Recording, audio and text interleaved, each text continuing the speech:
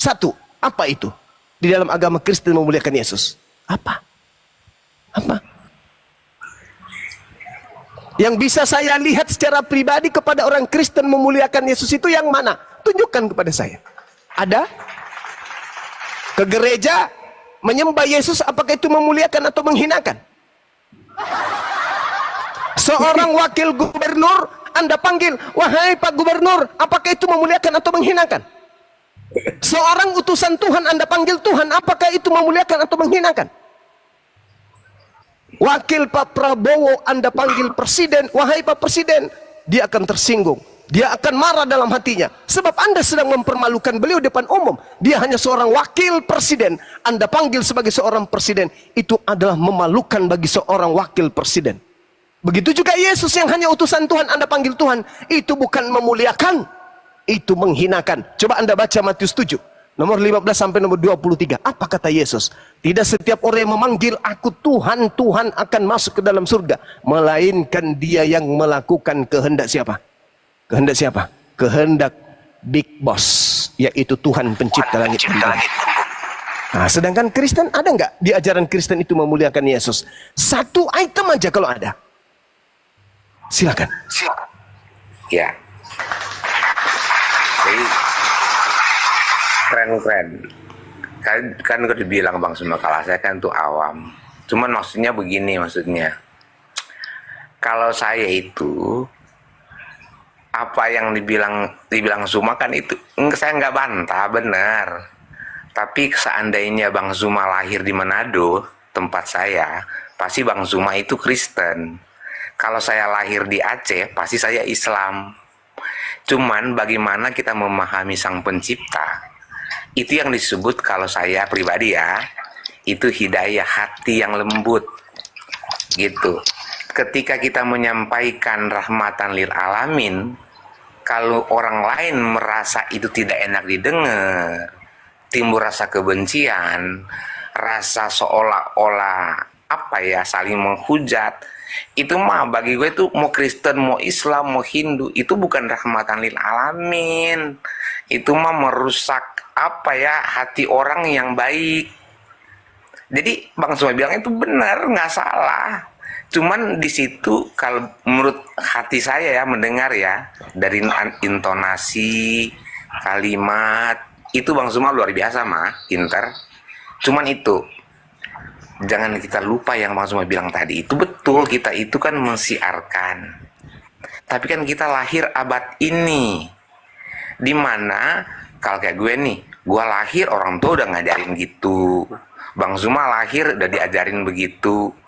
Nah, kalau kita itu saling menghujat atau gak memaksakan sesuatu, akhirnya kita itu menyakiti orang lain. Begitu juga dengan orang-orang Kristen yang terlalu dalam itu, saya tuh kurang terima, karena itu bukan kasih namanya. Kasih itu kuping surganya, mendengar enak gitu.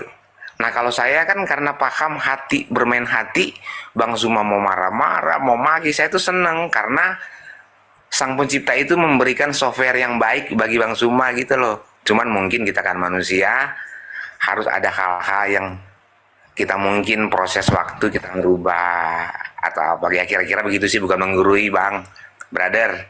Oke, baik. Ya, Oke, baik. Oke, Saudara Yosi, ada ungkapan saudara itu yang paling menarik buat saya. Andai Bang Suma di Manado, andai Bang Suma di Danau Toba, di Karo sana, atau andai Bang Suma itu di Toraja dilahirkan, maka Bang Suma akan menjadi seorang Kristen. Yes, kemungkinan besar ya. Tetapi akan muncul Bang Suma lain kan, yang berasal dari Islam. Itu udah pasti tuh. Karena kenapa? Antara kebaikan dan keburukan itu berjalan seimbang. Kejahatan dan kebaikan itu, antara hak dan batil itu akan berjalan seiring sejalan. Ketika Bang Suma lahir dalam keadaan Kristen, mungkin Anda Muslim, maka yang punya kewajiban menyelamatkan saya Anda. Anda yang punya kewajiban menyelamatkan saya. Nah, kebetulan saya di Muslim, Anda di Kristen, maka yang punya tugas untuk menyelamatkan Anda adalah saya sebagai Muslim. Sekarang Anda punya keselamatan di Kristen. Oke, silakan. Anda selamatkan saya menurut versi agama Kristen. Ajarkan kepada saya. Bagaimana caranya selamat di dalam ajaran Kristen? Sampai hari ini saya belum pernah menemukan untuk menjadi selamat, jadikan Yesus itu Tuhan. Tak ada. Nah, sekarang Al-Quran saya mengajarkan saya, posisi saya sebagai muslim, saya harus mengajarkan, menyampaikan, ud'u ila sabili rabbika bil hikmah, yang tadi itu. Wa idza qila lahum ittabi'u ma anzalallah qalu bal nattabi'u ma alfaina alaihi aba'ana awalau kana aba'uhum la ya'qiluna syai'a wa la yahtadun. Jadi tak ada alasan Anda berdiam diri ketika kemudian Anda Al-Quran, sampai Al-Quran pada Anda mendiamkan saya, yang kemudian Anda katakan saya terlahir di tengah-tengah Manado.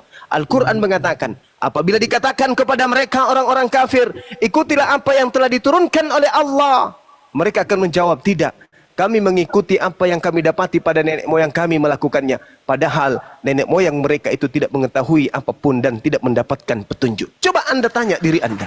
Ketika saya menjadi Kristen, Anda tanya kepada saya, wahai Bang Suma, ya paman, kenapa Anda ke gereja?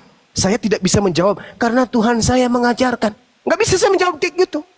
Kenapa nggak bisa? Karena tidak ada di dalam Bible. Perintah ke gereja nggak ada.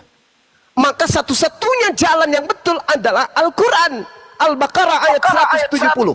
Apa kata Al-Quran? Yang sekiranya Anda Muslim dan Anda memahami tentang ilmu Islam yang harus disampaikan kepada seluruh umat manusia. Apa kata Al-Quran? Ini yang saya bacakan tadi. Apabila engkau kemudian menyampaikan kepada Bang Zuma, ikutilah apa yang diturunkan oleh Allah wahai Bang Zuma, maka Bang Zuma akan berkata, tidak, aku mengikuti apa yang kami dapati dari nenek moyang kami, yaitu pergi ke gereja menyembah manusia Yahudi bernama Yesus. Karena saya tidak bisa berkata bahwasanya diperintahkan oleh pencipta langit dan bumi menyembah Yesus. Nggak ada dalilnya. Nggak ada perintah ke gereja, nggak ada perintah makan babi, nggak ada perintah untuk tidak makan hal-hal yang diharamkan. Kemudian, maka apa satu-satunya jawaban saya? Tidak, saya nggak mau menyembah kepada Tuhanmu, wahai saudara Yusi. Saya hanya mengikuti mama, ayah, kakek, nenek moyang saya ke gereja. Itu. Lalu mau sampai kapan saya harus memperbodoh diri? Sementara di tengah-tengah saya umat Islam sudah menyuarakan kebenaran itu, sedangkan Bible yang saya tenteng siang malam sampai usia 40, 50, 60, 70 tidak memberikan apa-apa dalam kaidah prosesi keagamaan saya. Saya ke gereja hari Minggu, tak ada perintahnya dalam buku yang saya tenteng. Lalu dari mana asalnya perintah sekolah minggu, ibadah minggu? Dari mana asalnya kemudian menyembah Yesus? Tak ada dalilnya. Sementara Al-Quran, orang berbondong-bondong melakukan perintah-perintah Tuhannya ternyata tertulis di dalam Al-Quran. Lalu kemana hendak akal saya ini pergi ketika kitab yang saya anggap suci bertentangan dengan logika saya? Saya menyembah sosok manusia yang datang di tengah-tengah Yahudi yang mati dibunuh oleh orang Romawi. Kemana keseimbangan akal saya? Hidup di zaman modern, serba digital, masih menyembah manusia dari Yahudi yang mati dibunuh oleh Romawi. Otak saya mau kemana? Sementara kiri kanan saya Islam, ke depan Islam, ke belakang Islam, di mana-mana masjid menyuarakan Allahu Akbar, Allahu Akbar, Allahu Akbar, Allahu Akbar. Saya baca internet, apa arti Allahu Akbar? Oh, arti Allahu Akbar adalah Tuhan yang maha besar. Di mana-mana masjid bunyi Allahu Akbar, Allahu Akbar. Masa saya tidak bergeming kemudian? Kenapa saya tidak bergeming? Karena itu tadi, aku hanya mengedepankan doktrin dan dogma dari nenek moyangku. Itu yang pertama. Yang kedua, sederhana. Kakeknya Bang Suma dan kakek saya ketika Nusantara ini belum berbentuk republik, masih berbentuk kerajaan. Siapa yang datang kemudian di Nusantara ini mengobok-ngobok? Apa nama agamanya? Siapa nama Tuhannya? Apa nama rumah ibadahnya? Apa nama kitabnya? Kemana kakek saya pada masa itu? Kemana kakeknya Bang Suma pada saat itu? Dan andai saya hidup pada zaman itu, segerejakah saya? Serumah ibadahkah saya? Satu kitabkah saya dengan penjajah? Atau jangan-jangan saya akan berdiri sebagai pembela Nusantara? Atau jangan-jangan saya tampil sebagai pahlawan? Ketika saya tampil sebagai pahlawan, tidak mungkin saya satu rumah ibadah dengan penjajah. Pertanyaannya, kemana kakek nenek saya pada masa penjajahan? Apakah mereka satu tempat ibadah dengan penjajah? Notabene penjajah beragama Kristen, beragama Katolik. Nama tempat ibadahnya gereja, nama Tuhannya Yesus, nama kitabnya Bible. Kakek saya dan nenek saya pada masa itu di mana beribadah? Penjajah beribadah.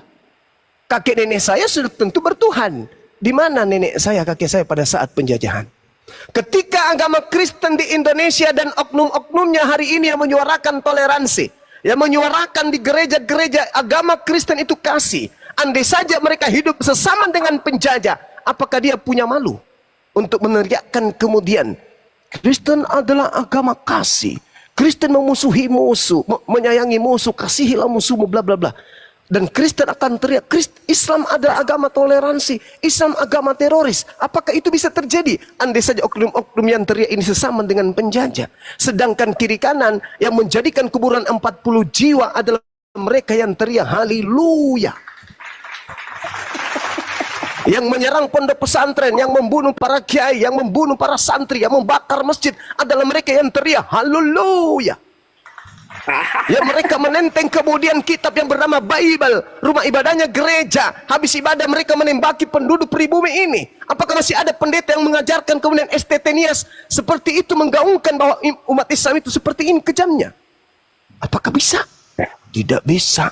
Karena umat Islam kemudian bersatu dengan orang di luar Islam memperjuangkan kemerdekaan ini, barulah negara ini aman merdeka. Habis itu orang yang mengatakan bahwa Islam itu intoleransi, Islam itu teroris, kemana pada masa penjajahan? Kemana kakek nenek mereka? Kenapa mereka seagama dengan penjajah? Apa yang salah? Seperti itu, Paman. Jadi kalau kita berbicara, kenapa Bang Suma begini, struktur akal mengajarkan itu. Ingat, pencipta langit dan bumi itu maha tahu.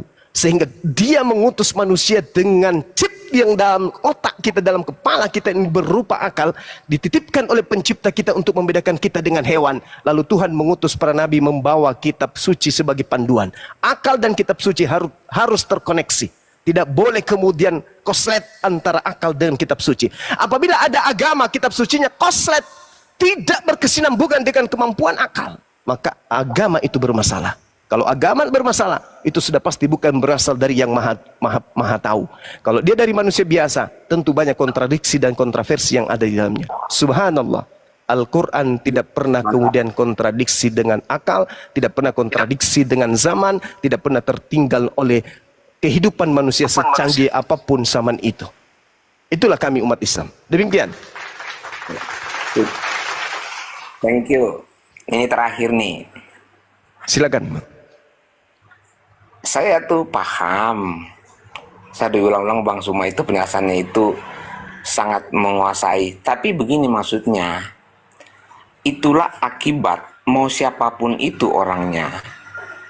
Ketika orang itu menyembah agama bukan sang ilahi, itu akan ada unsur keegoan dan kebencian. Karena apa? Salah kamar. Tapi ketika umat Islam, Kristen, Hindu, Buddha menyembah sang ilahi, itu tidak akan terkotak-kotak. Tapi ketika orang menyembah merek, itu akan timbul ego pembenaran bahwa gua itu yang paling benar. Lu salah, lu harus. Saya udah ulang-ulang. Koreksi ya. Kan sang pencipta itu tidak punya KTP. Nggak punya KTP Kristen, Hindu, Buddha. Masa sih nanti di akhirat dia mau pisah-pisah, lu nggak boleh, lo Kristen, lu nggak boleh, lo Islam, lu nggak boleh Hindu. Aneh kan sang pencipta begitu. Maksud aku gini, sebenarnya agama itu yang udah ada sekarang, ketika orang itu mempelajari itu secara pribadi, hubungan imannya dengan ilahi, itu pasti indah. Tapi ketika iman itu hanya dikelola dengan logika, membela merek, membela agama, itu pasti akan tersesat. Contoh begini, begitu banyak teman-teman saya dulu, saya kan di lingkungan muslim semua. Ketika mereka dalamin Quran, mereka jadi membenci saya. Dulu kita asik-asik banget, Bang Sum. Teman-teman saya, ketua DKM, sekretaris, itu CS-an saya semua. Tapi ketika ada 1-2 orang yang mendalami agama, kenapa jadi error begini ya? Hati nurani saya. Tapi saya cuma diam. Malah saya pribadi, saya selalu berdoa, ya Allah mudah-mudahan dia itu berubah. Karena mungkin dia dapat guru yang salah. Karena mungkin dia itu yang seperti Bang Suma bilang tadi. Karena kan begini, seperti Bang Suma kalau misalnya ngomong kayak tadi nih, itu indikasi itu jadi kayak semacam model bukan orang damai mendengarnya, tapi memprovokasi umat Islam untuk membenci agama lain. Kalau menurut saya ya, itu dibenci sama Allah, jangan salah Bang Suma. Memang betul orang mendengar, kalau orang nggak mengerti pasti dia seneng karena membela agama. Tapi esensinya kita sedang berbuat dosa karena kita didengar banyak orang. Nih Bang Sum, yang menilai itu orang lain yang paham dengan hati ya, bukan benci. Ketika Bang Suma berargumentasi, orang-orang yang punya hati nurani yang baik, mau dia Islam kayak Kristen atau apa, pasti sebagian tidak terima. Tapi kalau orang tidak mengerti, oh ya seneng. Itu masukan saya ke Bang Suma. Andaikan nih, Bang Suma kan luar biasa lah, namanya saya juga baru kenal. Cuman sepintas-sepintas saya lihat atau apa, saya suka. Tapi gini, saya menasehati dikit. Coba lebih ke arah ke keislaman yang universal. Kalau Bang Suma terjun begitu terus, itu nanti apa? Itu istilahnya menghukum diri sendiri loh Bang Sum. Karena agama ini supranatural. Serius. Supranatural. Takutnya yang kita anggap dengan logika, kita sementara kayak saya nih berusaha membela agama atau apa, kita kan nggak boleh. Teman-teman saudara-saudara muslim mendengar pasti nggak terima karena mereka mungkin nggak paham. Kalau saya sih apa aja Bang Suma bilang saya seneng, karena kan nggak mungkin kita satu kepala satu paham. Itulah fungsi mengasihi, menyayangi. Itu loh Bang Suma. Lanjut, thank you, sorry. Iya, nggak apa-apa Bang, nggak masalah. Jadi sebagaimana kemudian agama itu diutus melalui para nabi, dalam hal ini ajaran, saya mengatakan bahwa agama saya juga harus disampaikan. Qul huwa naba'un azim. Al-Quran itu adalah berita besar. Maka Al-Quran ini saya harus sampaikan. Karena ini perintah. Karena ini berita besar, bukan hanya diberitakan di masjid, di kajian-kajian internal Islam. Al-Quran saatnya disampaikan kepada kaum kafir. Mereka mau terima atau tidak terima, itu terserah mereka. Qul huwa naba'un azim. Al-Quran itu adalah berita besar. Antum anhu mu'ridun. Yang kemudian manusia berpaling darinya. Makana liya min ilmi bil mala'il a'la iz yakhtasimun.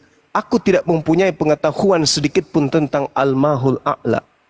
Al-mala'ul a'la. Malaikat. Ketika mereka membantah-bantahan. Ketika manusia hendak diciptakan kemudian. In yuha ilayya illa annama ana nathirum mubin. Yang diwahyukan kepada aku bahwa aku hanyalah seorang pemberi peringatan yang nyata. Ini pernyataan Al-Quran. Al-Quran hanya sebagai pemberi peringatan. Saudara kemudian mau menerima, silakan. Tidak ada paksaan untuk beriman kepada Quran.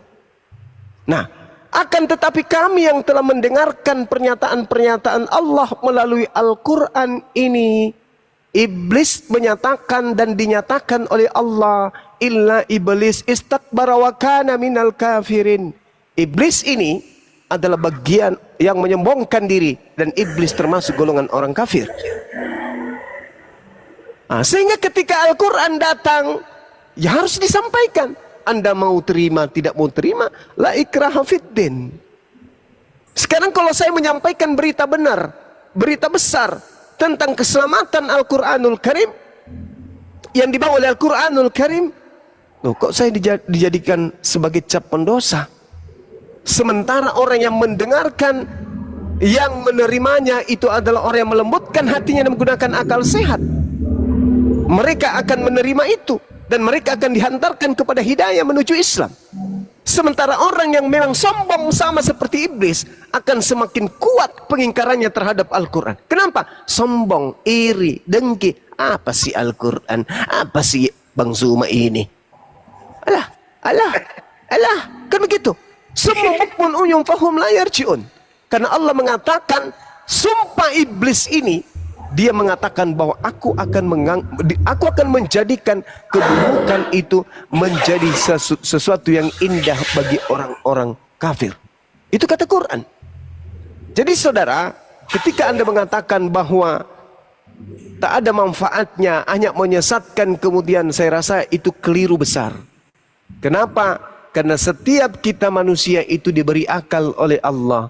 Akal adalah makhluk materi Tuhan yang tertanam dalam materi fisik kita sebagai manusia. Akal merupakan serpihan cahaya kecil yang dengan akal ini kemudian kita manusia mampu membedakan kemudian segenap kualitas objek. Mana yang betul, mana yang salah. Maka mana yang kemudian perlu untuk kita lakukan, mana yang tidak perlu untuk kita lakukan. Karena akal ini terus mencari dan mencari kebenaran-kebenaran baru. Akal ini mengajak kita manusia menuju melangkah lebih jauh guna menemukan beragam hal baru yang berguna bagi perkembangan peradaban kita sebagai manusia. Kalau kita masih kolot, masih menyembah kepada sesama kita makhluk, lalu apa buat apa akal ini kita diberi? Buat apa akal ini kita diberi? Kalau kita kemudian mengatakan bahwa semua agama itu mengajarkan kebaikan, memang betul. Tetapi tidak semua agama itu kemudian menjadi lolos dari iblis. Agama-agama yang ada di atas muka bumi ini, yang lolos dari cengkraman iblis itu adalah agama yang kemudian didatangkan dari para nabi. Hanya itu saja. Yang dibengkokkan kemudian itu sudah ditunggangi oleh iblis. Nah, kami yang tahu itu, kami yang mengerti tentang itu, kami belajar Al-Quran, kami belajar Bible. Ketika kami menemukan ketimpangan kemudian terhadap Bible dan orang Kristen dan kitabnya, kitab Bible dan penganutnya, tidak kemudian sinkron terhadap keduanya, maka sebagai Muslim, rahmatan lil alamin, kami hadir untuk mengingatkan itu. Tadi di awal saya mengatakan, adakah orang Kristen memuliakan Yesus? Mana tunjukkan satu kemuliaan yang Yesus terima dari orang-orang Kristen? Tak ada sedikit pun. Tapi apakah itu seketika diimani dan dipercayai? Tidak.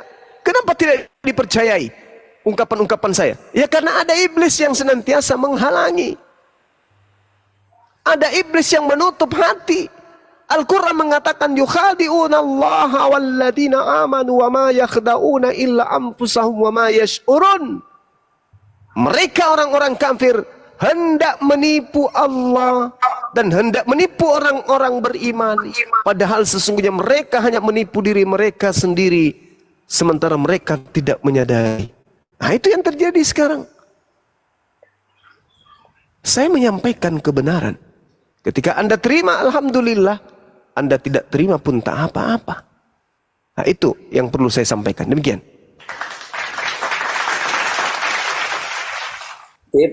Mungkin ada yang lain, Bang Suma. Thank you. Iya, sama-sama Bang Yosi. Ya, Bang Suma, mau istirahat dulu. Oke, lanjut. Bang Handi, monitor, host, monitor. Ya, terima kasih Bang Yosi. Monitor Gurunda. Siap. Ya, saya sapa tamu satu lagi. Selamat malam Bang El Onlin.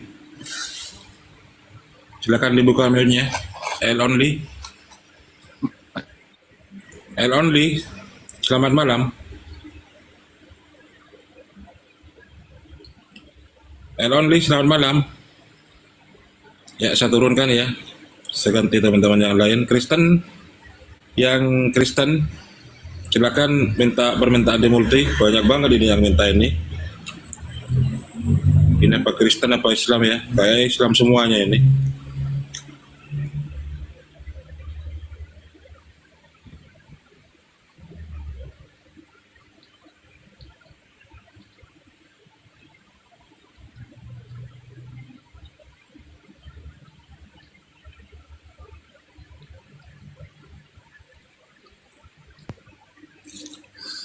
Waduh, Ini siapa nih?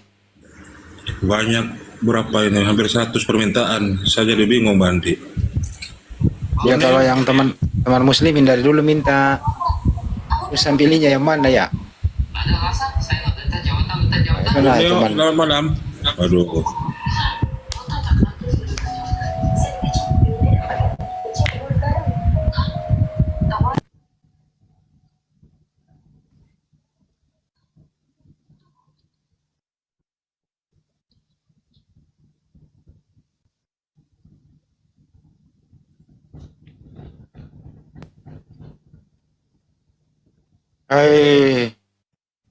Apa? Dipanggil kalau misalnya tadi kan Yesus manggil. Bang Juma. Ya, Paman. Iya, Paman. Kenapa kau tidak menyembahku? Emang lu pernah nyuruh gue nyembah? Emang ada? Saya masih waras, Paman. Si waras. Tadi gue mau nanya itu bocah. Nanti kalau Yesus nanya lu kenapa lu sembah gue, lu jawab apa? Keburu pergi. Paling dia jawab, karena KTP saya Kristen, Paman. Oh, karena saya dilahirkan begitu ya, Paman, gitu ya. Iya. Terus ditanya, akal lu kemana? Ya udahlah. Joy. Halo, brother. Halo, selamat malam. Malam. Kristen apa Kristen? Kristen dong, Kristen sejati nih. Weh. Mantap kan? Hai. Ayo, Satom Suma coba jawab pertanyaan saya dulu nih. Saya mau tanya Quran. Gak bisa langsung nanya dong. Tentuin topik dulu dong. Takut. Room Islam takut ditanya Qurannya. Lu mau naik di sini Ayo lo serius? dong. Kenapa sih kalian takut? Kalian nih Islam atau apa? Gua turunin Kang kalau nggak mau diskusi.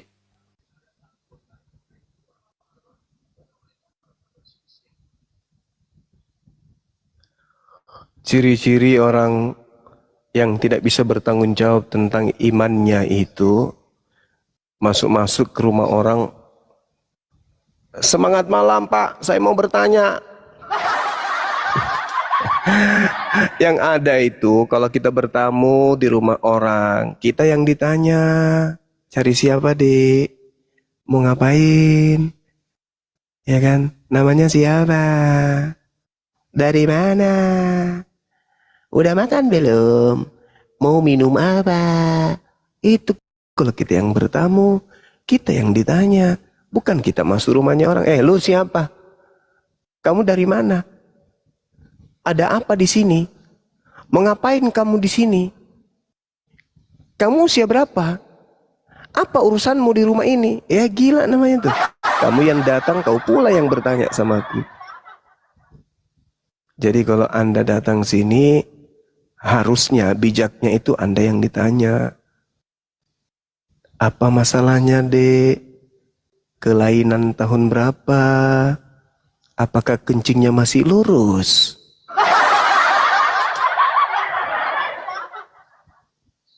Anda yang ditanya, karena Anda yang masuk ke sini. Sama halnya ketika saya datang ke tempat Anda, saya yang ditanya, gitu.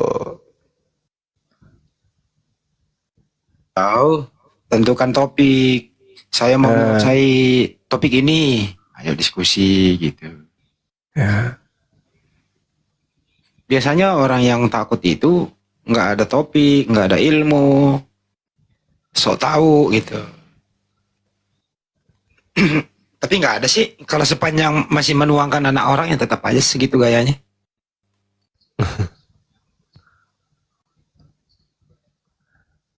Al-Quran mengatakan, aku akan membuat mereka memandang kejahatan itu terasa indah, kan gitu Bang Andi.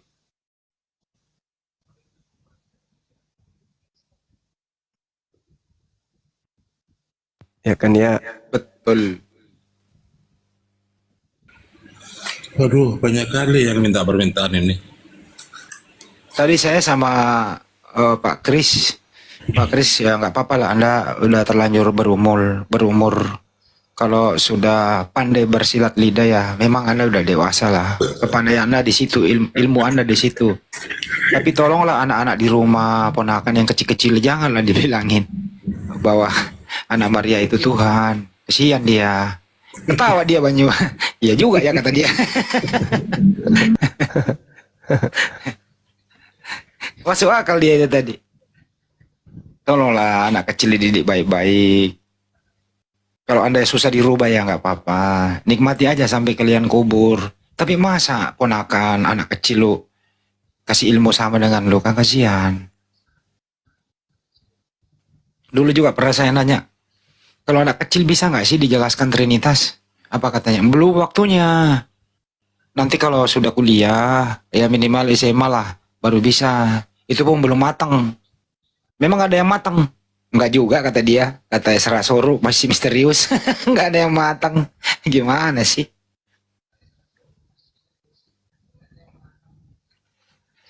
Terus kalau Pak siapa tadi kripto, Bapak itu roh. Ya roh. Apa bedanya roh Bapak dengan roh manusia? Oh diputar-putar begitu. Pak kripto tahu nggak sih penyembah Roro itu bersumber dari mana? Pak kripto tahu nggak sih? Penyembah Roro itu bersumber dari ajaran pagan, dewa-dewa tadinya turun ke bumi gitu. Tapi diakui loh bahwa saya memang ya ajaran saya bersumber dari situ. Saya nggak pakai perjanjian baru lagi. Ya bener lah Pak, berarti kau bisa membaca. Karena perjanjian baru itu, Taurat itu untuk perjanjian baru untuk Bani Yehuda. Saya kasih datakan Yeremia 31, 31. 32-nya kan untuk mengganti ajaran-ajaran nenek moyang terdahulu gitu. Jadi setiap zaman itu ada yang digantiin. Ajaran nenek moyang diganti Taurat. Habis Taurat dilanjutkan oleh Yeshua Mesias. Ya dengan syariatnya agak sedikit berbeda, nggak masalah. Yang penting tauhid. Ya itulah teman-teman harus belajar ya sedikit-sedikit ya. Jangan sampai terpengaruh oleh orang-orang yang muter-muter kiri kanan gitu. Ini Ferdinand, silakan. Ya, Ferdinand, selamat malam. Malam, Agamanya apa, Bang? Katolik. Oh iya. Mau diskusi apa bertanya, Bang Mau Ferdinand? bertanya, Bang. Ya, silakan. Bang Andi, saya pengen nikah cariin cewek. Kenapa? Pengen menikah cariin cewek, Bang Andi. Waduh. Ada, tapi kakinya 4, mau. Kambing cuma Pak. Kambing. Lagian lu suruh gua. Gua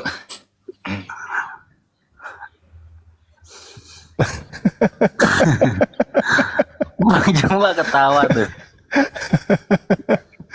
Udahlah dia Katolik, udah kasih cewek yang kakinya 4. Kakinya 4 meja Bang Juma. Itu dia, nyiksa dunia akhirat itu namanya Bang. Iya, Janganlah. iya. Cuman itu aja, Bang Ferdinand. Udah itu aja pengen nikah Bang Juma. Waduh. Ya saya doakan cari sesama Kristen Bang. Iya. Siap. Iya, Masih terima Bang. kasih. siap. Terima kasih, Bang Ferdinand ya. Saya turunkan ya. Ya, sama-sama ya.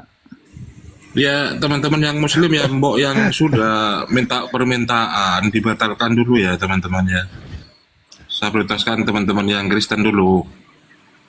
Banyak kali saya sudah hapus, tetap aja 50 yang minta gitu.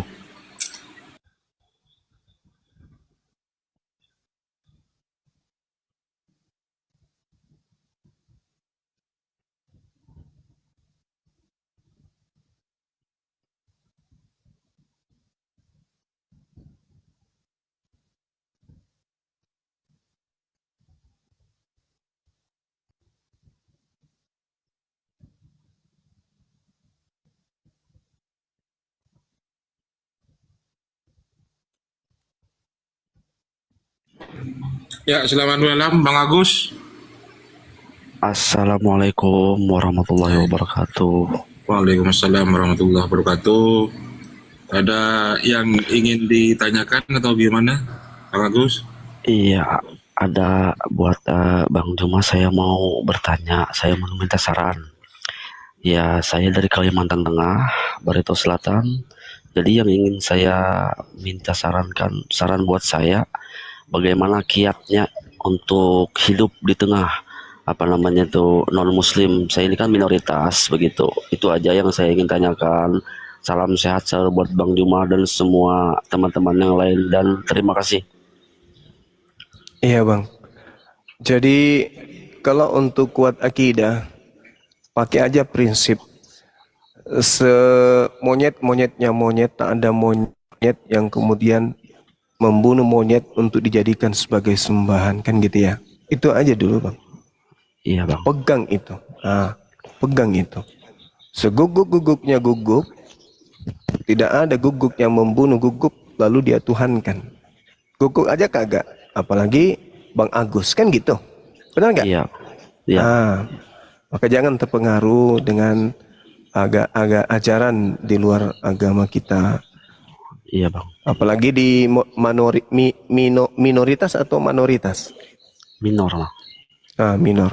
Kalau di daerah minor, ya pasti menjadi sasaran empuk. Kan seperti itu ya bang ya. Iya bang. Sasaran empuk untuk kemudian ya diajarkan keluar dari akidah Islam. Iya bang. Banyak abang temui gerakan-gerakan gitu di sekitar tempat abang, ngajak-ngajak gitu. Iya, kalau di kampung saya di desa bang, yang tetangga-tetangga saya ini sebelah kiri kanan semua non muslim bang, tapi alhamdulillah nggak pernah. Cuma kan maksudnya kalau kita ada acara-acara mereka itu sering diundang bang, tapi saya nggak pernah ikut gitu bang.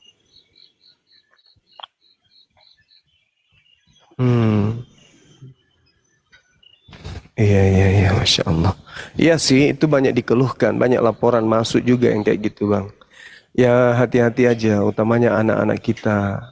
Iya bang. Ya, itu yang harus dia jaga baik-baik. Karena ya itu maksud saya, yang anak-anak saya itu yang saya khawatirkan bang. Tapi alhamdulillah masih bisa lah dikasih nasihat begitu bang. Iya. Masya Allah. Ya, diajarkan akidah yang kuat. Dan saran saya kalau memang anak-anak itu bisa mendengarkan debat-debat antar agama, itu silakan aja diperdengarkan, tapi dipilih mana yang debatnya bagus, yang sifatnya membangun, mana yang tidak bagus, yang tidak patut untuk kita ikutin untuk anak-anak, kan gitu ya. Iya bang. Malam abang-abang, bapak-bapak. Ya terima kasih aja bang, dan ya makasih bang Agus. Ya terima kasih. Siap, Semoga sehat selalu bang hati-hati aja Juma. bang ya. Siap. Ya siap. Ya. Wassalam. Nah, Allah telah menyuruh iblis untuk mesesatkan manusia. Tugas iblis apa bang? Yaitu menyelamatkan manusia.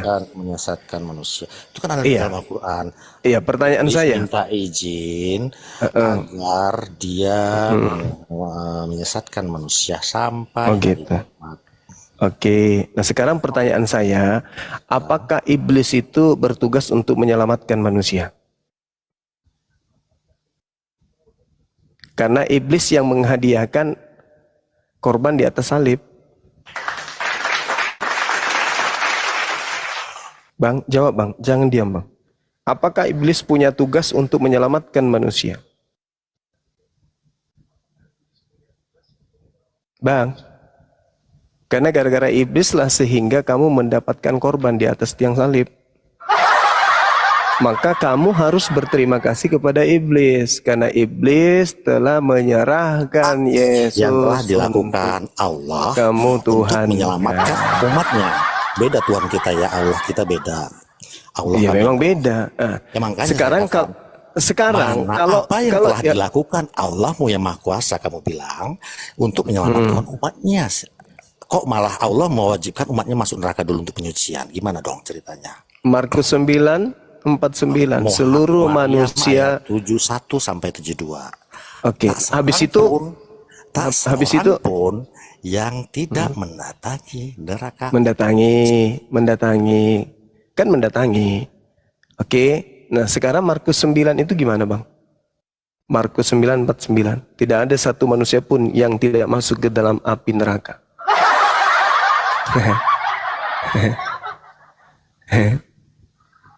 Gimana, Bang? Dan dalam kitabnya orang Yahudi, Kejadian 3:15, Tuhan mengadakan permusuhan antara manusia dengan setan. Tetapi kalau di Kristen, setan bersahabat dengan Kristen. Gimana itu, Mas? Setan atau jin kan saudara kalian. Gimana sih hadisnya? Muhammad mengatakan. Aduh, Gimana? jin, Gimana dong? setan itu beragama Islam. Gimana sih? Jangan Gimana tolak dong? dong ke mata Muhammad. Sekarang Ketawa begini. untuk menghibur diri. Sekarang begini. Salib itu hadiah dari Tuhan atau hadiah dari setan? Tersulis. Itu dulu, dalam itu hadis. dulu.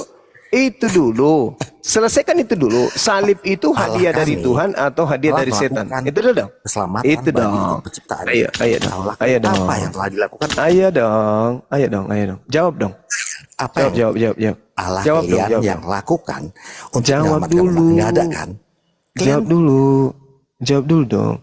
Salib Tadi itu hadiah ada dari Tuhan. apalagi yang ianya Salib itu Muhammad hadiah dari Tuhan atau hadiah dari setan. Itu dulu Muhammad ayat selesaikan. 7 mengatakan Hmm. kan harus tolong Allah dulu baru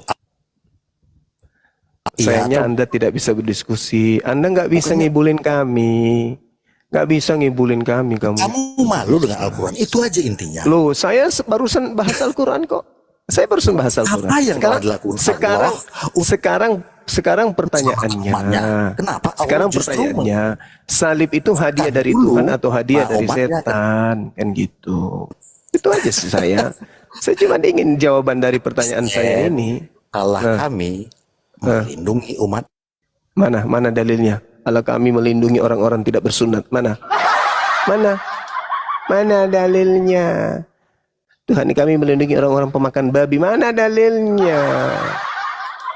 Kalau saya mau menguraikan dalil yang sama seperti di dalam kitab saudara yang Anda tuduhkan dalam Al-Quran, Anda akan menangis darah. 2 Tesalonika 2 nomor 11. Dan itulah sebabnya Theos mendatangkan kesesatan atas mereka yang menyebabkan mereka percaya akan dusta. Ayub 1:12, maka firman Tuhan kepada iblis, nah segala yang ada dipunyainya ada dalam kuasamu. Hanya janganlah engkau mengulurkan tanganmu terhadap dirinya, kemudian pergilah iblis dari hadapan Tuhan. Berfirmanlah iblis, Tuhan kepada iblis, segala yang dipunyainya ada dalam kuasamu. Oke. Banyak dalil-dalil dalam kitab saudara. 1 Samuel 19 nomor 9. Tetapi roh jahat alias iblis yang berasal dari Tuhan hingga pada Saul ketika ia duduk di rumahnya dengan tombaknya di tangannya dan Daud sedang main kecapi. 1 Samuel 18 nomor 10. Keesokan harinya iblis yang berasal dari Elohim menguasai Saul sehingga ia memulai mengoceh seperti orang gila di rumahnya. 1 Samuel 16:23. Sejak saat itu, kalau roh yang disuruh Tuhan Yahweh datang dan mengganggu Saul, Daud segera mengambil kecapi dan memainkannya. Sejak itu, kalau iblis yang disuruh Yahweh datang dan mengganggu Saul, wow. 1 Samuel 16:16. Baiklah Tuanku menitahkan hamba-hambamu yang di depanmu ini mencari seorang yang pandai main kecapi. Apabila iblis yang berasal dari Elohim hingga padamu, haruslah ia main kecapi, maka engkau merasa nyaman. 1 Samuel 16:15. Lalu berkatalah hamba-hamba Saul kepadanya, ketahuilah iblis yang datang dari Yahweh mengganggu engkau. 1 Samuel 16:14. Tetapi roh Tuhan telah mundur daripada Saul dan sekarang ia diganggu oleh iblis yang berasal dari Tuhan. 1 Raja-Raja 22 nomor 23. Karena itu sesungguhnya Tuhan telah menaruh roh dusta ke dalam mulut semua nabimu ini. Karena itu sesungguhnya Tuhan telah menaruh roh dusta ke dalam mulut semua nabimu ini. Sebab Tuhan telah menetapkan untuk menimpakan malapetaka kepadamu. Wow, Tuhan menetapkan malapetaka. Wow. Lalu kemudian mana lagi tertulis? 1 Raja-Raja 22. Dan Tuhan berfirman, siapakah yang akan membujuk Ahab untuk maju berperang supaya ia tewas? Maka yang seorang berkata begini, yang lain berkata begitu. Kemudian tampillah satu roh, lalu berdiri di hadapan Tuhan, lalu berkata, aku ini akan membujuknya. Tuhan bertanya kepadanya, dengan apa? Jawabnya, aku akan keluar dan menjadi roh iblis, roh dusta dalam mulut semua nabinya.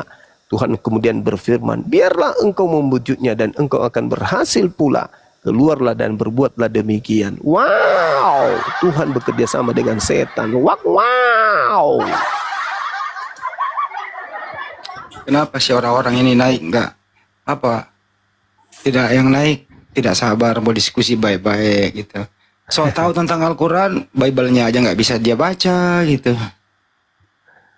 Nanti kalau Parah. kita ngegas, dibilang menghujat, dilayani baik-baik, dia nggak mau berhenti bicara. Marilah diskusi baik-baik, gitu loh. Nanti disuruh cium, marah. Marah. Padahal pertanyaan sederhana, salib itu hadiah dari Tuhan atau hadiah dari iblis? Ya kan pertanyaannya bagus. Nah, beritakanlah kemudian Bible-mu itu, apa yang ditulis Bible tentang salib. Nah, jelaskanlah ke kita. Serba salah kalau dia jawab jujur, lolos.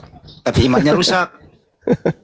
Nah, tapi kalau dia jawab sesuai imannya, orang lebih tahu, oh ternyata hadiah dari itu kan gitu. Serba salah ya Pak, susah itu. Jelas kok perintah Tuhan nggak boleh membunuh orang yang tidak bersalah. Serba salah. Yesus nggak bersalah, berarti lolos dong dari perintah Tuhan. Terus siapa dong yang dibunuh? Ya jawab dong, itu yang menemui Saulus. Kenapa engkau, Paulus, kenapa engkau menganiaya aku? Itu susah memang ini orang kayak gini. Ya, karena yang kita hadapi bukan manusia saja. Manusia separuh setan. Saya sama gurunya ya. Karena Tuhannya adalah roh. Ya, Bang Siful Kultom, selamat malam. Selamat malam. Ya, agamanya apa, Bang Siful? Saya mantan misionaris. B. Mantan misionaris. Sekarang masih atau mantan ya? Saya sudah Islam. Masya Allah. Alhamdulillah, Masya Allah. Salam kenal Bang Yudi. Berapa tahun Bang? Bang, berapa tahun jadi misionaris? Saya jadi misionaris lebih kurang 10 tahun. Waduh. Wah. Itu terorganisir atau main sendiri atau ada kelompoknya Bang? Ini sebenarnya terorganisir ya. Kalau dapat Kita- pasien, dapat ini reward. Gimana tadi? Kalau dapat pasien, dapat hadiah. Bukan hadiah. Memang udah target itu, maksudnya strategi gitu. Untuk murtadkan orang Islam gitu ya. Iya, kalau kita dulu, tapi maaf ya, kita dulu memang udah misinya seperti itu ya, apa boleh buat, kita laksanakan dahulu. Akan tetapi, ternyata hati nurani kita itu berbenturan dengan kata mulut, jadi nggak sesuai. Ternyata kebenaran itu adalah merupakan sesuatu yang abadi, sesuatu hakikat yang sebenarnya. Sehingga kita berdosalah melakukan hal-hal yang tidak sesuai dengan kata hati nurani kita, sehingga kita berhijrah untuk memeluk agama Islam. Kalau dulu Pak Gultom ini sasarannya yang mana Bang? Sasarannya anak-anak cendekiawan, muslim atau orang-orang gimana? Atau dari desa ke desa apa? Sasarannya gimana Bang? Kalau sasarannya biasanya orang ekonomi menengah ke bawah. Itu kan nggak langsung suruh murtad kan, gimana cara awalnya Bang? Kita memberi suatu embel-embel atau memberi apa namanya sembako gitu ya kan. Memang pada umumnya sasarannya orang-orang miskin lah gitu. Itu biasanya ada di pinggiran perkotaan, di pedesaan atau daerah-daerah yang terisolir. Termasuk daerah bencana gitu ya Bang? Iya, betul sekali. Jadi memang saya udah, mohon maaf ya, saya sudah beberapa kali mau naik. Ya Alhamdulillah sekarang saya dinaikkan. Makasih Bang Jumat. Sama-sama Bang Yudi. Sukses selalu Bang. Bukan Pak Yudi Bang, Pak Gultom. Oh, sorry. Kalau nama kita sudah diganti Saiful Anwar Gultom setelah Muslim. Ah, Masya Allah. Tadinya siapa Bang? Sebelumnya nama saya Haris. Kondo Menggendek. Oh gitu.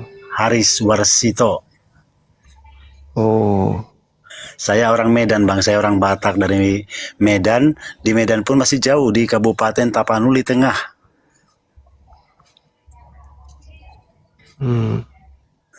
Jadi saya mohon petunjuk, mohon arahan, pembinaan. Saya belum sebulan saya memeluk agama Islam. Saya minta petunjuk, arahan, bimbingan dan pembinaan agar saya itu bisa mempelajari agama Islam gitu loh Bang Juma. Tolonglah gimana caranya gitu. Baru sebulan Bang? Baru sebulan. Kenapa bisa Bang? Faktor apa? Faktor utamanya? Faktor utamanya kita kan sering meriset Al-Quran. Oh, belajar. Iya, belajar Al-Quran. Lagipun saya memang gimana ya, begitu mendengar tausiah ataupun ceramahnya Bang Juma, saya bergetar loh. Karena apa-apa yang disampaikan Bang Juma itu semuanya benar. Nggak ada yang salah. Jadi saya pun kalau mau marah pun saya nggak bisa marah. Karena apa yang diomongkan, yang sampaikan itu semuanya fakta, ada dalilnya semua. Jadi kita pun ya nggak bisa lah mau bilang apa-apa. Allahu Akbar, Masya Allah. Iya Bang. Artinya mengguncang itu ya Bang, mengguncang jiwa. Sangat mengguncang karena begini, salah satu kutipan dari apa yang disampaikan Bang Juma kemarin itu terkait mengenai original teks Alkitab. Selama ini kita nggak tahu di mana original teks Alkitab itu mengatakan seperti Bang Juma katakan, ternyata kita bertuhankan ke Theos selama ini. Ini baru saya sadari.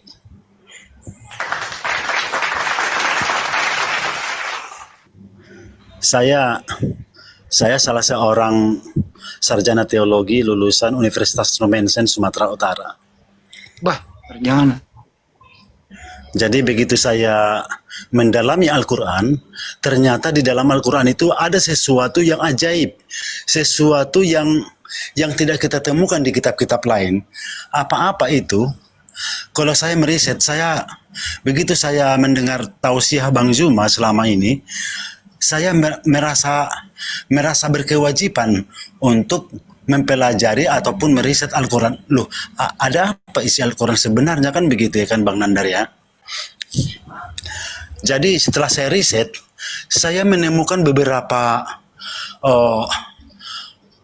bahasa ataupun abjad ataupun kalimah-kalimah yang tidak dimengerti oleh manusia. Salah satu di antaranya yang terpanjang ada itu di surah Maryam. Di mana di surah Maryam itu ada kaf, ha, ya, ain, sod. Jadi kalau kita lihat di sampingnya,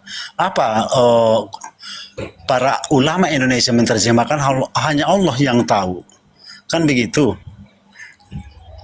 Jadi saya pun, ini kitab ada kalimat tapi tidak dimengerti oleh manusia. Jadi saya berpikir, berarti ini salah satu hak prerogatifnya Allah, yaitu istilahnya misalnya kayak buatan Inggris lah, misalnya buatan Inggris misalnya made in England, buatan Cina made in China, buatan Indonesia made in Indonesia. Berarti Al-Quran made in Allah, seperti itu saya kira. Jadi saya pun kagum lah. Saya terkagum melihat ini, dan ini belum pernah saya sama sekali melihat yang seperti ini.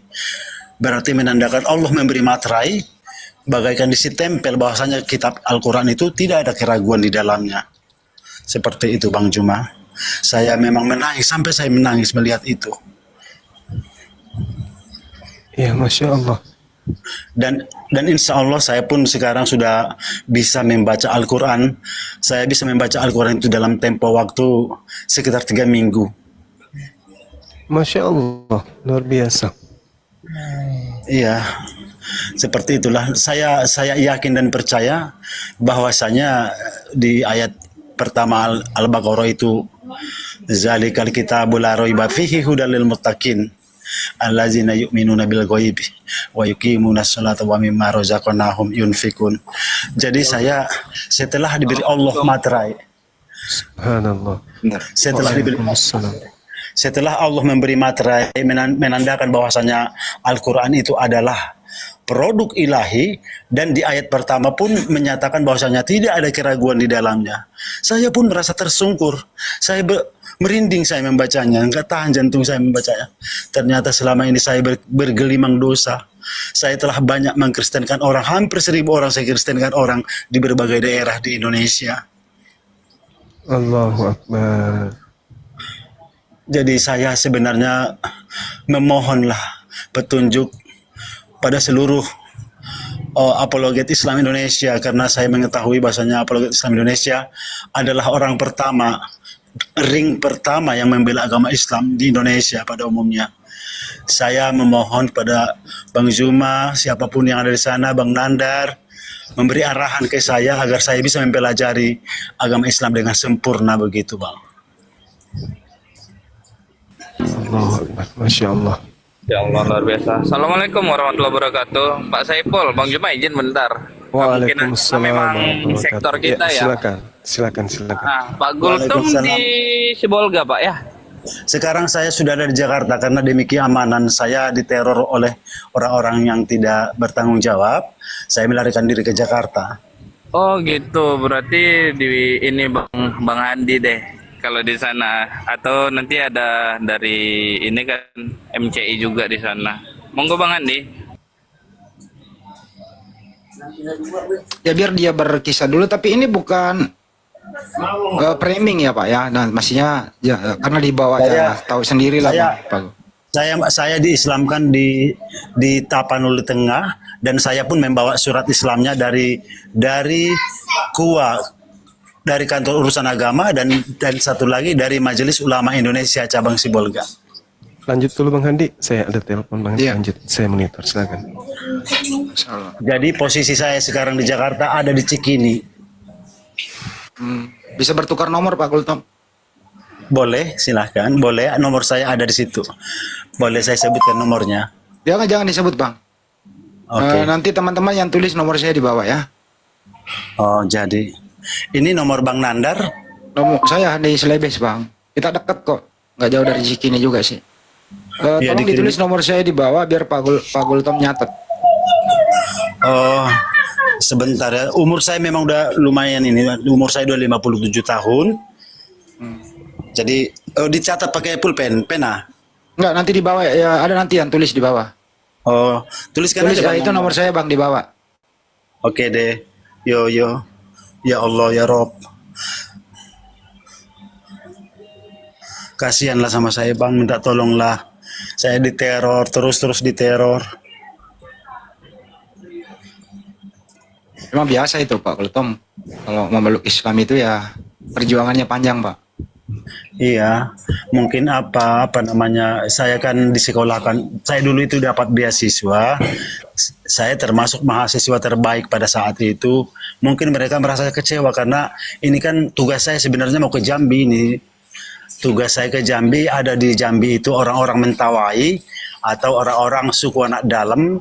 Sebenarnya tugas saya mau ke sana, tapi saya nggak mau tekan kontrak karena kata hati saya dengan kata mulut saya nggak sesuai lagi, udah berbenturan gitu. Padahal dulu Anda bahagia dengan keuangan waktu itu. Kalau keuangan saya kira insya Allah memang kalau kita difasilitasi, tapi saya udah tua loh. Saya bercermin, oh saya pun udah punya uban, ya Allah. Kalau saya melakukan seperti ini, lalu bagaimana kehidupan saya di kampung seberang? Begitu saya berpikir. Karena saya yakin setelah saya meneliti Al-Quran, saya yakin bahwasanya kehidupan yang lebih abadi itu ada di akhirat, katanya ada di kampung seberang lagi itu. Jadi itu lebih abadi. Kehidupan dunia katanya sementara. Jadi saya pun berpikir, loh setelah mati saya nanti kemana ya? Saya berpikir begitu sendirian. Jadi Tadi abang di alumni SCT apa tadi? saya sekolahnya, Ya. saya dulu di Universitas Nomensen Sumatera Utara. Oh, ini no mention ya. Jurusan teologi, saya STH, sarjana teologi. Mempelajari ini nggak bang? Islamologi. Iya, dipelajari juga. Dosennya siapa ya? Orang Muslim apa kalangan sendiri? Ada dosennya ya orang Kristen. Bagaimana caranya mempelajari Al-Quran yang ngajarin orang Kristen? Dia pun mungkin belajar dia. Tapi ada juga memang studi bandingnya di sana. Kalau abang cukup ininya bang apa namanya bisa open camp, abang bersedia open camp nggak bang? Maksudnya apa? Kemana? Tatap muka biar kita tidak menganggap apa ada prank ini loh. Oh boleh. Boleh ya. Boleh. Boleh di follow teman-teman biar beliau nanti open camp ya. Iya. Masih Udah dicatat. 111 pengikutnya. Ya, udah dicatat nomor saya bang. Oh belum di. Tolong Silakan kita- di follow teman-teman ya yang ada di bawah. Sebentar dulu Bang Nandar ya. Saya bukan bang Nanda, Handi nggak apa-apa, sama aja lah. Ini Bang Andi. Iya, Oh iya, sebentar saya ambil dulu pena ya. iya. Sebentar ya. Ditulis lagi teman-teman di bawah nomor aku.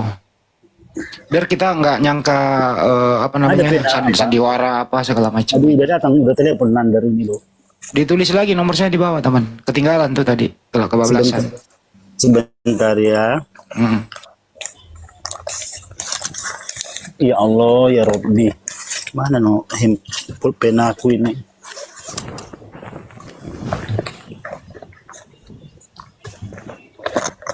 Alah Tuhanku. Bisa.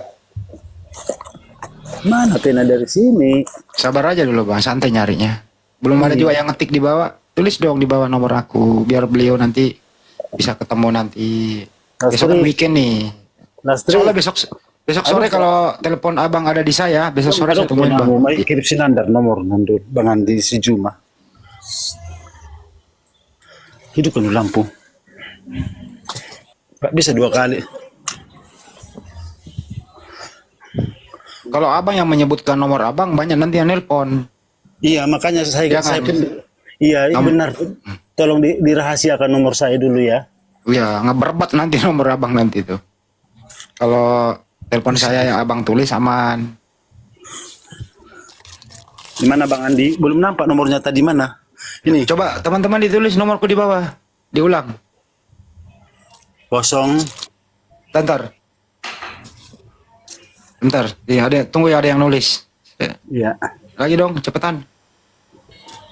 Itu tuh bang, Ya, udah. terbanyak terkirim tuh. Aduh, kehapus. Itu bang, sama men. Nih. Nah ini. Udah kelihatan bang? Udah siap. Gimana tadi apanya tadi mau video call ya? Belum bisa kayaknya. Udah berapa Pak Arif? Jangan video call bang, sini aja nanti open cam di sini. Open cam langsung deh. Belum bisa kayaknya. Belum bisa, harus turun dulu. Masih 600. Masih 900 bang, tunggu 1000 dulu. Yuk. Sabar dulu aja, kita ngobrol dulu aja. Ada yang mau nanya-nanya dulu sama Pak Gultom, silakan. Sampai tunggu 1000. Oke. Saya mau tanya terkait mengenai Trinitas atau Tritunggal ataupun Three in One. Jadi saya meragukan itu, nggak benar itu adanya itu. Kalau yang namanya orang Batak, ini yang bikin kita ragu. Kalau Tuhannya orang Batak itu Debata katanya. Jadi sementara di original teks itu jauh berseberangan dengan bahasa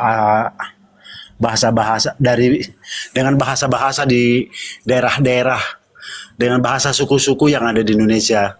Nggak sesuai dia. Jadi kita pun sering didoktrin gitu loh. Apapun ceritanya doktrin akal sehat kita mati jadinya. Jadi saya melihat di Al-Quran itu banyak tertulis di situ ada la'allakum tattaqun, ada di situ la'allakum tuflihun, bahwasanya Allah menyuruh untuk dipergunakan akalnya untuk mengenal Allah. Jadi kalau agama tanpa akal kayaknya keliru. Jadi saya sepakat dengan apa yang dikatakan Bang Juma.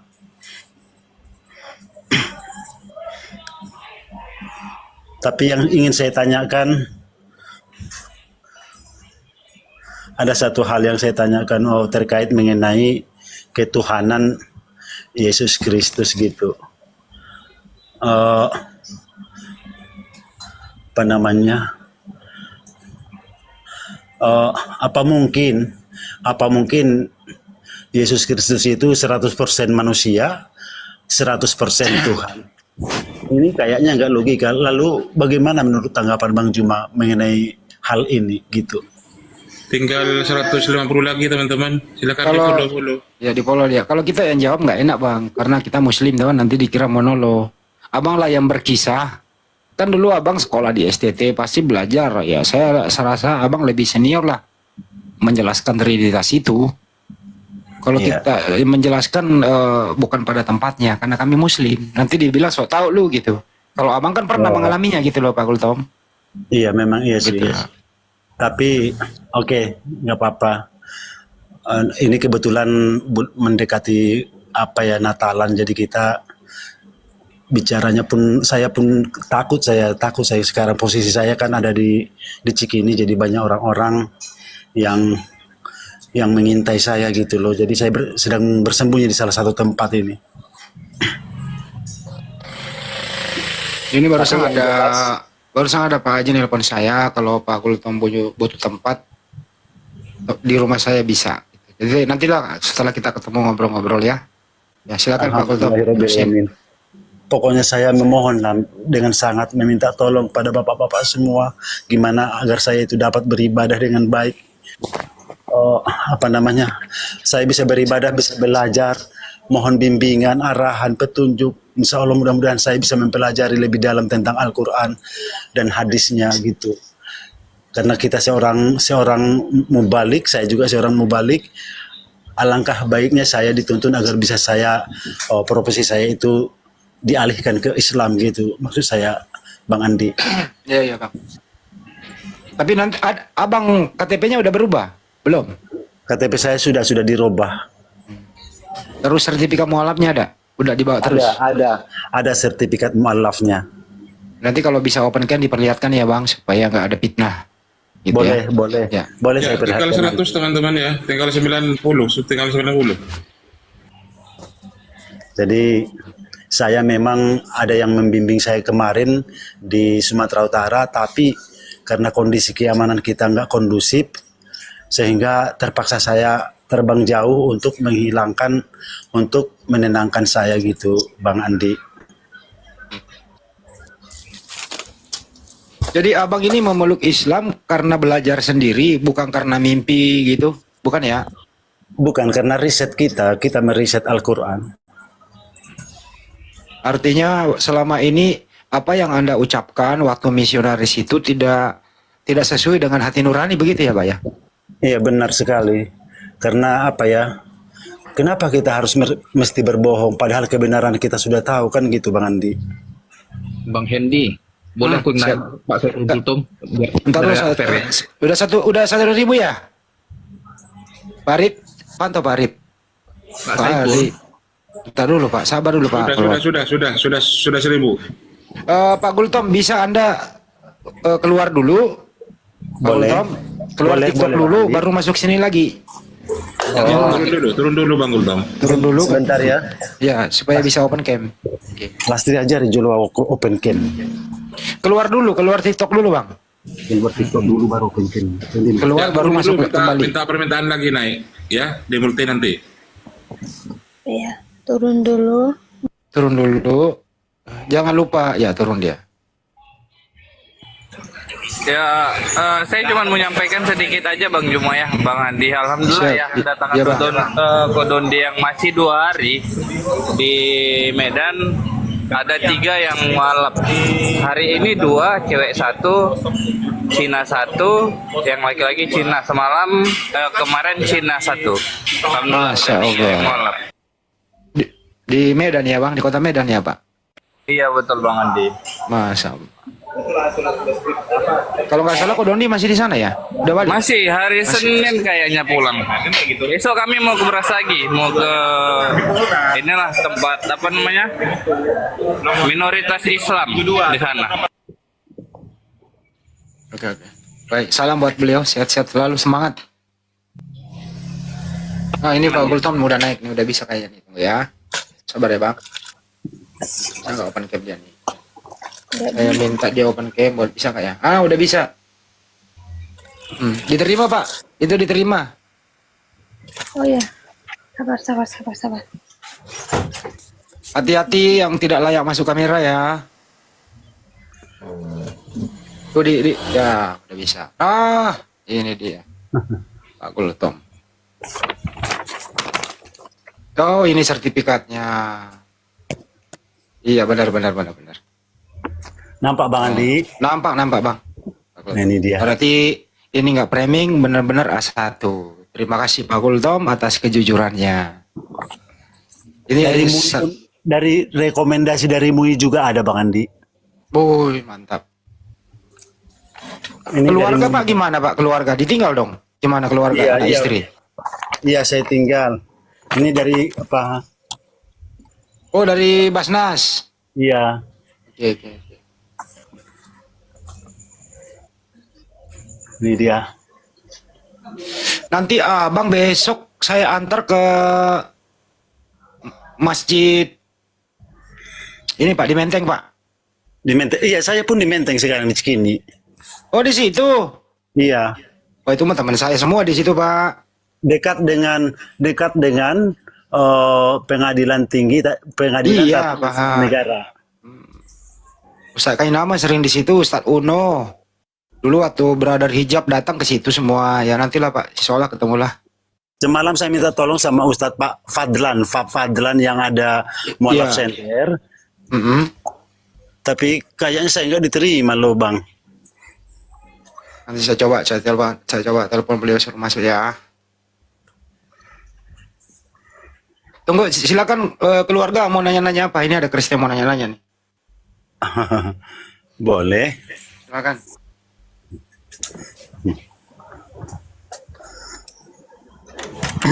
Selamat malam Pak Saipul.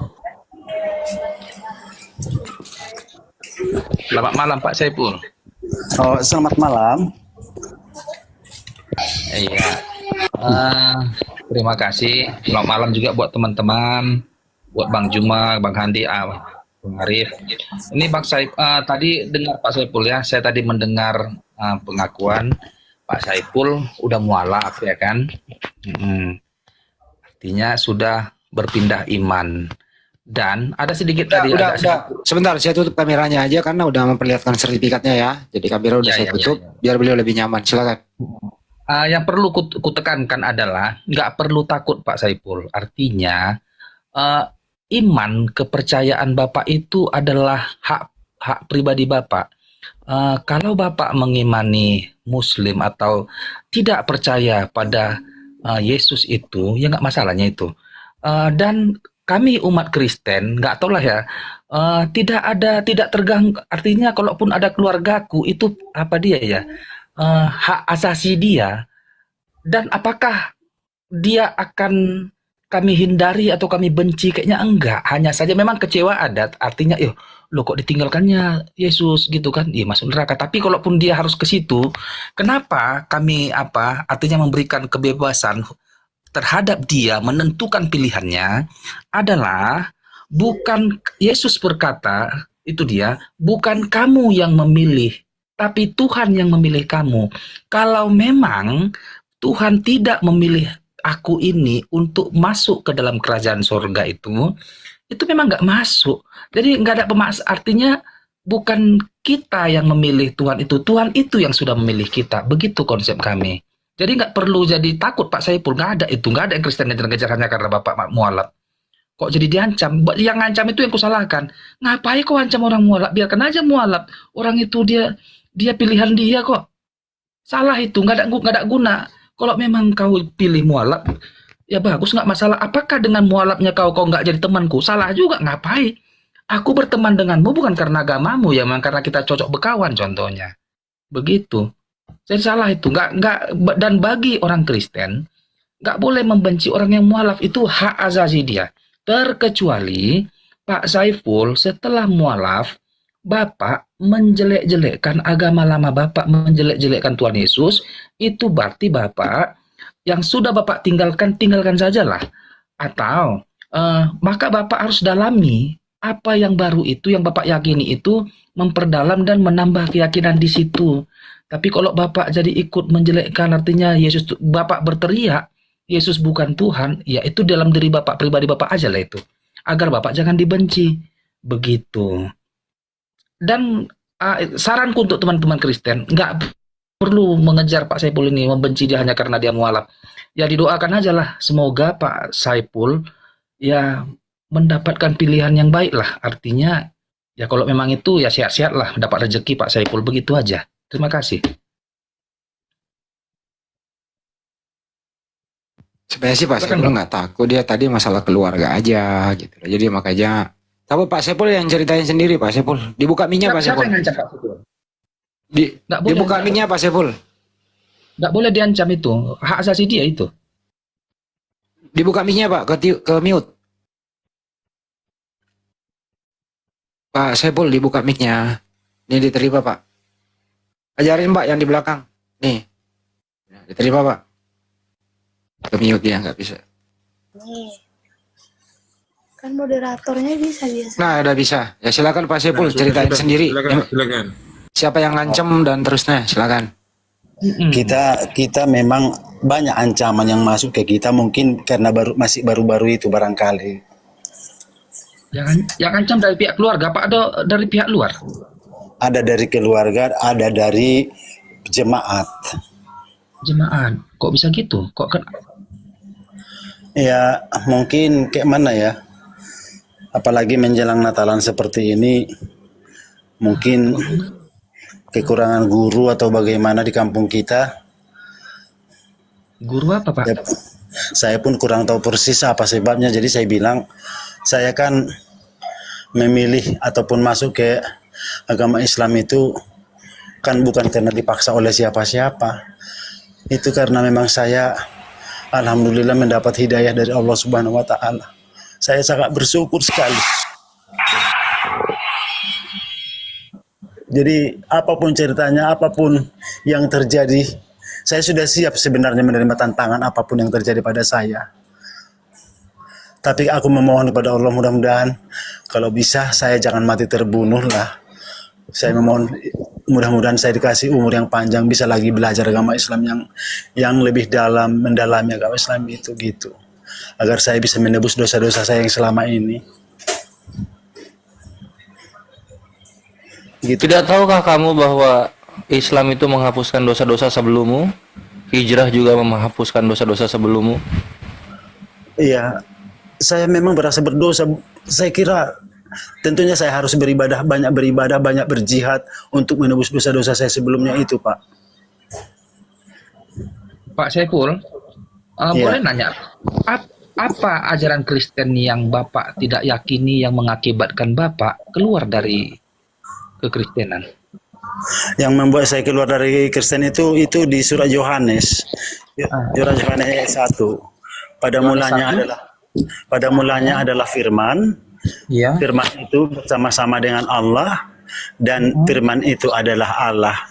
Jadi ini redaksi ayatnya ini kayaknya kurang apa ya? Kurang logis gitu. Redaksi ayatnya ini keliru. Keliru, iya. Oh, pada mulanya ada ya Yohanes 1 ayat 1 sampai dengan 3 ini. Ayat kedua. Di ayat 14-nya pun firman itu telah menjadi manusia. Firman itu telah menjadi manusia dan diam iya. di antara kita. Benar. Mm-mm. Jadi Masalahnya adalah ini yang agak nggak mampu Bapak cerna bagaimana apanya nih penjelasan ayat ini, begitu Pak Saiful. saya kurang mampu mencerna itu karena keliru kali gitu. Masa mungkin pada mulanya adalah firman. Firman itu bersama-sama dengan Allah dan firman itu adalah Allah. Berarti pada mulanya adalah Yesus. Yesus itu bersama-sama dengan Allah dan Yesus itu adalah Allah. Jadi saya pun mana yang benar ini? Jadi saya bingung jadinya. Jadi itu yang perlu Bapak tanyakan pada mereka yang ahli yang mengerti akan konsep ini. Itu dia. Iya. Dan satu lagi yang membuat saya nggak percaya, original teksnya yang dari Yunani itu, saya kurang begitu percaya dengan apa terjemahan yang ada di Indonesia gitu.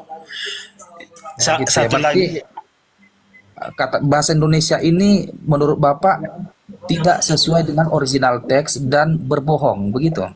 Iya, maksudnya terjemahannya itu nggak sama dengan original teksnya. Tidak sesuai lah dengan original teks, iya. Iya, tidak sesuai dia. Misalnya kayak Bang Juma bilang lah, Theos itu katanya dewa. Loh, kalau dewa berarti ini udah keliru ini dengan yang kita pelajari selama ini kan gitu.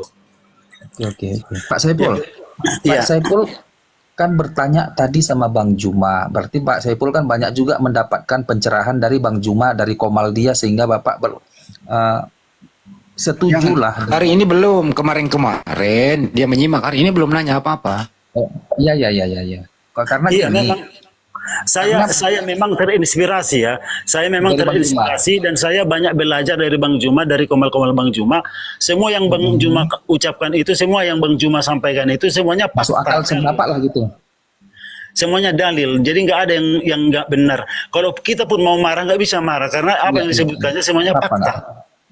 Oke. Pak, Bapak dari STT Pak, teologi Pak Saiful Gultom? Iya. STT mana Pak sebelumnya? Dari Universitas Sumatera Utara, dari Universitas Nomensen Sumatera Utara. Universitas Nomensen Sumatera Utara, teologianya. Ada di STT? Oh, iya. Oh gitu. Jadi saya ragu, dan satu lagi yang membuat saya ragu dan saya hijrah. Pertama sekali, Yesus itu kan orang Bani Israel gitu ya kan? Iya.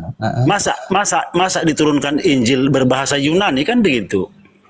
Oh, diturunkan Injil berbahasa Yunani. Oke. Lanjut. Ya nggak masuk akal. Seharusnya kan setiap para nabi wahyu yang diturunkan ataupun firman yang diturunkan tentu disesuaikan dengan bahasa para nabi, dengan bahasa bangsa yang diturunkan. Misalnya Al-Quran diturunkan berbahasa Arab, ya memang kepada orang Arab. Jadi Injil diturunkan berbahasa Aramik atau Ibrani, seharusnya bahasa Ibrani atau Aramik itu. Lalu kenapa bahasa Yunani? Ini kan keliru. Iya. Jadi Injil itu Pak bukan diturunkan, bukan turun dari surga itu Pak, Injil itu. Iya. Injil itu Pak, kan dia rangkaian daripada cerita kisah perjalanan Yesus di bumi ini, Injil sinoptik itu. Iya. Bukanlah seperti beda konsep kitab suci Muslim dengan Kristen. Kalau Kristen memang itu contohnya nih kitab Matius, memang ditulis oleh si Matius sesuai dengan saksi matanya si Matius langsung. Markus. So tahu lo keluarga nggak gitu. Kalau ajaran Yesus ya sama lah keluarga. Enggak, Arif, sebentar Arif. Artinya proses turunnya itu, kalau di Quran dia kan, mohon maaf dulu ya, aku bukannya masuk ke wilayah kalian. Allah kasih firman sama Nabi, lalu dihafal, lalu dituliskan. Tapi kekristenan tidak begitu. Seperti Lukas juga dia, kepada Theophilus, dia hasil penyelidikan, dituliskan sesuai dengan penyelidikan Lukas. Lalu bisa saja terjadi miss dia, artinya lo kok nggak sesuai tulisan. Contoh di silsilah kemarin aku bisa paham itu maksud itu. Lo kok beda tulisan Lukas dengan Matius sinkron dengan Tawarik contohnya dia. Tetapi Lukas ada hilang atau nambah. Pertanyaannya, apakah ini menjadikan batalnya semua tulisan itu? Atau adakah yang berbohong? Tidak bisa dikatakan ada yang berbohong, atau memang itulah hasil penyelidikan Lukas dan itulah hasil tulisan Matius. Kalau Yang memang mana? itu, Menurut Anda yang benar yang mana? tunggu dulu. Aku apa dulu? Udah Itu kepanjangan, Bang. Jangan khotbah gereja lah. Yang benar yang mana? Itu udah poin aja. Sekalipun berbeda silsilah dia antara Matius dan Lukas, inti kekristenan bukan letak di situ. Enggak, saya nggak nanya intinya. Saya nanya perbedaan itu yang benar yang mana. Itu kita bukan cerita kebenaran itu, jangan tanyakan tapi itulah tulisan Lukas dan tulisan Matius. Iya kan berbeda, Abang kok nggak jujur? Benar, nggak mungkin dong benar dua-duanya kalau berbeda. Anda panjang kali lo ngomongnya. Jadi, aku kan kusimaknya ini itu bukan inti daripada kekristenan itu, bukanlah karena Saya nggak nanya intinya, Bang. Saya nanya yang Anda maksud. Anda sendiri yang ngomong, saya tanyain kok Anda nggak jawab. Itu dia. Lanjut lagi Bang Saiful, kayak mana tadi? Enggak lah, tar dulu. Yang benar yang mana?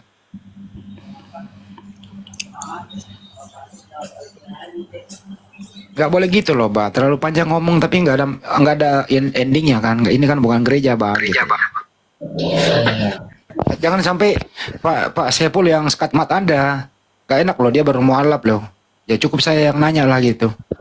Oke, kalau gini Bang, Abang Saiful itu nggak apa-apa, hak dianya itu artinya. Dan aku nggak suka kalau ada orang Kristen mengejar-ngejar dia hanya karena dia mualaf. Nggak ada itu, nggak.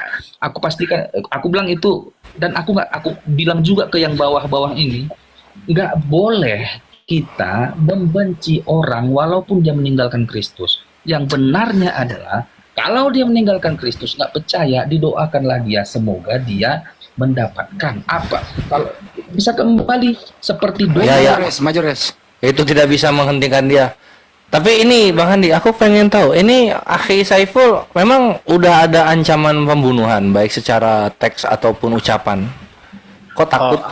Ada, memang ada. Ada Boleh beberapa- Nah, coba kayak gimana dia ngomongnya? Ya, ngomongnya, saya kan dulu dapat beasiswa. Jadi kita dulu disekolahkan melalui beasiswa. Jadi mereka menuntut balik lagi. Kamu udah disekolahkan kok malah lupa kacang dari kulitnya. Mungkin kamu itu otakmu udah dicuci oleh orang-orang tertentu di lingkunganmu. Semudah itu kau melupakannya. Jadi kita nggak mau minta jasanya, nggak balas jasa gitu maksudnya. Itu yang pertama. Kalau dari pihak keluarga, kebetulan keluarga saya dari nenek moyang saya tak satu pun yang ada Islam. Jadi namanya lah, kayak mana lah orang Batak kolot ya. Memang keluarga saya termasuklah yang ortodok lah gitu. Jadi nggak merelakan apapun ceritanya, lebih baik mati daripada hidup. Karena mereka merasa malu mencemari nama kakek saya semuanya, tercemar nama keluarga begitu maksudnya Bang Andi. Iya, apa ininya narasi ancaman pembunuhannya tuh kayak gimana? Jangan terlalu tajam, Res. Jangan nggak enak lah diucapkan. Takutnya nggak ada. Takutnya cuma perasaan-perasaan aja gitu loh. Enggak juga, karena memang ada ancaman ke saya, makanya saya pun berusaha menghindar agar saya itu lebih tenang beribadah. Ya gimana ya, kita bukan takut mati sebenarnya, tapi Ada gimana? nggak ancaman seperti gini loh, contoh, saya habisi kau, ada nggak kayak gitu? Ada juga lah, namanya pun orang Batak. Ada, Res. Oh ya udah, nah kalau kayak gitu kan, ini kan kita yayasan berlandaskan yang dilindungi hukum ini, API ini gitu kan. Kalau memang, ini gue serius ya. Jadi kalau memang ada yang seperti itu dan Akhi Saiful bisa membuktikannya, nanti dari API tentunya akan mengirim pencegahan pertama gitu, entah itu perlindungan, entah itu mediasi kayak gitu. Ini di Medan ya, Akhi Saiful di Medan. Saya sekarang di Jakarta ini, lagi di Jakarta saya ini. Udah di masjid, Res, di masjid Ciki, yang kemarin lu nggak datang ya waktu Brother Hijab datang ya? Oh, yang di situ. Di Menteng. Saya di Jakarta di Cikini dekat dengan rumah sakit Cipto Mangunkusumo, tapi apa maksudnya di wilayah di komplek itulah, di wilayah itu gitu. Itu di situ tuh apa? Domisili atau tinggal di situ atau sedang singgah di situ? Saya sedang singgah di sini. Nah, domisilinya di mana rumahnya? Rumahnya di mana? Kalau rumah saya di Sibolga sana. Sibolga. Nah, berarti nanti ada Api Sumut nanti yang koordinasi sama Akhi Saiful. Ntar dikasih kontaknya deh buat jaga-jaga ya. Gitu dulu paling. Udah di Jakarta ini ini buat ini kita yang jaga dia. Di Jakarta sekarang dia rest stay. Nggak akan kesana lagi. Nggak akan kesana lagi. Oh, ya udah kalau gitu Api Jabur nanti aman Akhi Saiful. Di sini tumpah-tumpah. Saya mohon perlindungan lah. Gimana lah Bang Andi, tolong ya. Saya mohon perlindungan. Tenang aja Pak Saiful, kan tadi catat nomorku, nanti tolong di WA ke saya ya. Iya, udah saya catat tadi nomor Bang Andi. Ya di WA ke saya. Oke. Insya Allah besok sore kita ketemu Pak. Insya Allah. Baik, terima kasih lah Bang Andi ya sebelumnya ya. Ngumpul lagi hari Ahad nggak macet. Saya ingin belajar lah. Saya butuh belajar, diajari, dididik agar saya bisa mengetahui lebih dalam lagi tentang agama Islam yang sesungguhnya, begitu Bang Andi. Siap. Kak, ini ya apa kaburnya jauh banget dari Sibolga ke Jakarta? Iya, kayaknya saya kan boleh dikatakan gimana ya, saya memang kemana-mana ditugaskan, sehingga saya kalau di wilayah Sumatera kayaknya saya kurang kondusif gitu Bang Andi. Oh, I see. Oke. Nanya sedikit Pak. Ini orang ini hampir kayak Dan Cemumak, udah dikasih beasiswa gitu ya, udah dibiayai, tapi tidak meneruskan perjuangan misionarisnya gitu loh. Oh, parah ini ya Saiful nih. Udah dibayarin, malah pindah agama. Parah. Ngompor lagi. Mana lah pun ya kan. Saya kalau boleh saya bercerita Bang Andi sedikit. Boleh Bang, silakan. Di mana pada bulan November kemarin saya mau ditugaskan ke Mentawai dan Jambi, di mana di Mentawai masih ada orang-orang yang animisme, itu yang pertama. Yang kedua ada lagi di Jambi namanya suku anak dalam. Di situ pun rencananya mau dikristenisasi karena di sana kan belum ada anutan agamanya gitu. Jadi kita difasilitasi ke sana. Tapi saya selama ini gimana ya? Pas saya nggak mau saya menandatangani kontrak ke sana karena apa? Pas pada malam Jumat di salah satu malam Jumat saya sedang membaca Al-Quran karena Bang Juma begitu banyak yang disampaikan Bang Juma, saya pun sampai menangis, sampai meneteskan air mata saya. Apa kata Bang Juma itu loh? Iya, saya yakin dan percaya itu Bang Juma benar-benar petunjuk bagi saya sebagai pribadi ya. Saya pas pada malam Jumat itu saya nggak bisa tidur, saya gelisah terus. Saya coba berusaha tidur, toh juga nggak bisa. Lalu saya membaca ayatul kursi. Ada di surah Al-Baqarah ayat 255, di mana ketika itu saya belum bisa membaca tulisan Arabnya. Akan tetapi ada tulisan Latinnya, di terjemahan itu ada Latinnya, misalnya Allahu la ilaha illa wal hayyul qayyum katanya. Jadi Allah itu singkat katanya, Allah itu katanya tidak tidur dalam masa waktu 24 jam. Jadi dia memantau langit dan bumi dalam 24 jam. Tak sedetik pun dia lepas dari pantauannya langit dan bumi ini. Dia nggak mengantuk dan juga dia tidak tidur. Jadi saya berpikir, loh berarti saya ini dilihat saat ini. Sehingga saya pun merinding. Saya merinding, berarti Allah melihat saya sekarang ini, kan begitu Bang Andi. Habis itu saya nggak sadar, tahu-tahu pas azan subuh, sholat subuh. Jadi saya mau ingin sholat tapi saya nggak tahu caranya, nggak tahu aku apa yang mau dibaca di dalam sholat itu, saya nggak tahu. Ya udah, saya hanya mengucapkan apalah ada saya tahu dari tuntunan risalah sholat itu, terjemahan dari apa penerbitnya CP Toha Putra Semarang. Jadi saya baca di situ ada tasbihnya mirip dengan tasbihnya Nabi Daud. Ada di situ subhanallah walhamdulillah wala ilaha illallah wallahu akbar. Itulah yang saya baca-baca. Akhirnya saya tertidur. Begitu saya tertidur, karena kebetulan hari Jumatnya saya pergi sholat. Saya diusir dari masjid, nggak bisa katanya saya datang ke situ karena kamu belum bersahadat. Jadi kamu sholat Jumat pun nggak berguna, nggak sah itu sholatmu, katanya ke saya kan oleh nazir masjidnya. Saya pun marah-marah lah. Loh saya ini mau bertobat apa nggak bisa? Iya kalau untuk sholat belum bisa, nantilah setelah diapakan katanya. Saya pun merasa kecewa berat. Saya kecewa berat dan saya pulang. Saya pulang karena saya nggak tahan lagi karena hati saya udah bergejolak. Sementara kebenaran itu terus menerangi hati saya. Saya bangkit apapun ceritanya harus mati jadi apapun. Dan saya pun meminta kepada istri saya supaya sama-sama berhijrah. Ternyata mereka nggak mau.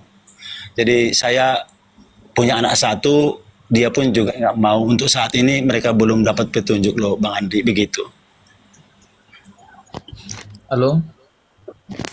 Halo. Boleh nanya Bang Saiful? Perjuangan Boleh. banyak Pak Saiful, banyak. Aduh. Sedikit-sedikit Saya boleh. sedikit aja. Bang Andi. Sebentar dulu Pak, Bang Juma mau bicara sebentar ya. Silakan. Silakan, Bang Bang Juma. Juma. Ya, jadi adalah hal menarik kemudian ketika sahabat kita ini Bang Saiful mendapatkan hidayah, dan ada yang unik di situ ketika beliau menyadari di dalam Al-Quran surah ayat kursi ya, di dalam surah Al-Baqarah, Allahu la ilaha illa huwal hayyul qayyum. Ini tertulis juga di dalam Mazmur 121 nomor 4, di mana di situ Tuhan dinyatakan bahwasanya sesungguhnya tidak terlelap dan tidak tertidur penjaga Israel. Lalu dalam Al-Quran dikatakan inni ma'akum, sesungguhnya aku memilih ke-12 suku dari Bani Israel. Artinya ketika Allahu la ilaha illa huwal hayyul qayyum, dan di dalam Mazmur 121 nomor 4, penjaga Israel itu tidak tidur, dan Allah yang disembah umat Islam itu juga tidak tidur. Lalu kemudian kita melihat di dalam Markus 4 nomor 38, pada waktu itu Yesus sedang tidur di buritan di sebuah tilam, maka orang-orang berpikir dan menggunakan akal pasti tidak akan mau menyembah kepada sesuatu yang tidur terlelap. Sedangkan penjaga Israel tidak tidur, penjaga alam semesta ini pun tidak tidur.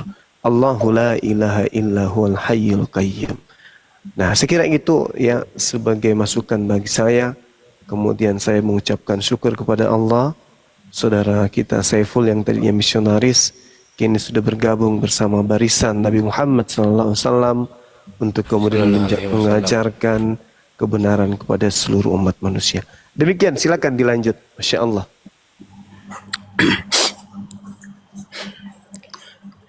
Ya, saya pun merinding mendengar arti ayat itu, saya pun merinding.